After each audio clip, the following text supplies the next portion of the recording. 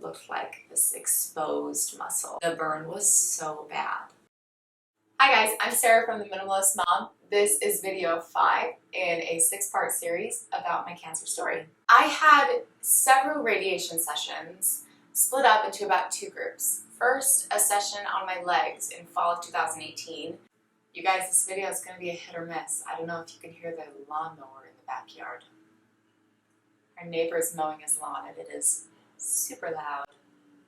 Should I try to film this video? Is that going to annoy you guys? I don't know. I think we're going to try it because time away from my kids to film a video is super rare. Ignore the lawnmower in the background.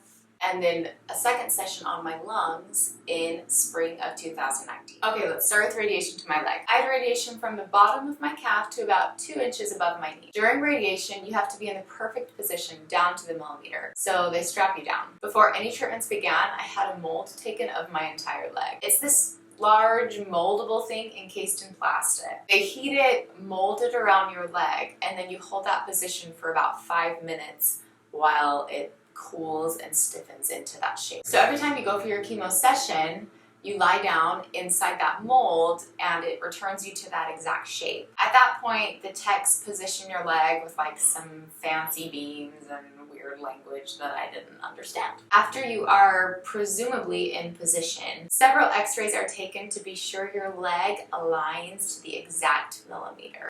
And then radiation begins. My leg radiation only lasted 2 minutes once all the positioning was done, which took about 15 minutes. I think I had 32 days of treatment, if I remember right. If we're being honest, I was a little drugged at this point. Funny side note, they only do it on weekdays, because hey, it's a business, right? The first 25 treatments were like, no big deal, nothing, no side effects. And then the 26th, I had this weird sunburn type look. 27th, it was a little bit worse. 28th, a little bit worse, and I began limping. I had like a slight pain. 29th, it was suddenly pretty painful. It was red and I could like barely walk. We began wrapping the burn with this silver cream. I don't know the fancy name. On the 30th, I woke up and couldn't walk without this excruciating, pulsating pain up and down my leg. And then on the 31st, it hit hard. I suddenly couldn't even have my leg in an upright position. Crutches, nothing worked. The blood would rush down to my leg and it was so painful. I was like just crying. I remember on the 32nd, the last day of my radiation, I was bawling and in tears just trying to get my leg out of the vehicle. Believe it or not, it continued to get worse for about 10 days as I lost 2 layers of skin. It looked like this exposed muscle. The burn was so bad. I had like set up camp on the couch. Actually, my family set up camp for me because I couldn't do that. I actually would crab walk to the bathroom, like, you know, like chest in the air and your hands and you're like an opposite crawl. I couldn't even use crutches because I couldn't have my leg upright. I lived in my parents' living room for